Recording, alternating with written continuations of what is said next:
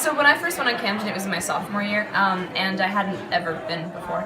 And I didn't really know what it was like there. I mean, we'd seen a sort of, we saw a video of like what it looked like, but yeah, but you didn't really get the idea until you were there and like driving through the streets and doing a tour of the city. So I feel like what I brought back was a perspective of that, because I think it didn't really hit me until I got back to New York actually, and you take the train back in from Camden, so, and it was just the strangest thing stepping out onto 86th Street, and you had, the last like city you had seen had been Camden, and there are empty buildings that are completely run down, and they're just completely abandoned streets, and then you come out and you're on 86th Street and it's like bustling and everything's bright, and it was like springtime, and it was just, it kind of hit me then, like it was the biggest difference between where I lived and where this place is really not that far away. Camden and what has happened in the city of Camden over a long period, but applying that to other situations in the world, I think, is what's important too.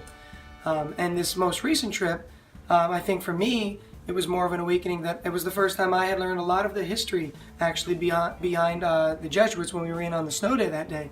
And for me, the knowledge that I gained there was big. I mean, it's incredible to think that New Jersey is the richest state in the United States, but it's home to the poorest city in the U.S. And then the fact that we talked about a lot of injustices throughout the world and how important it is to do things like for example, fun fact, I had never voted before, and you and I spoke about this. And now, like, clearly it's evident, like, you know, I already registered to vote and everything. I have everything set up for this year. I've been doing research, so.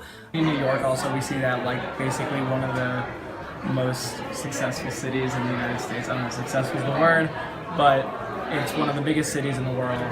And, you know, a place like Camden is only an hour away.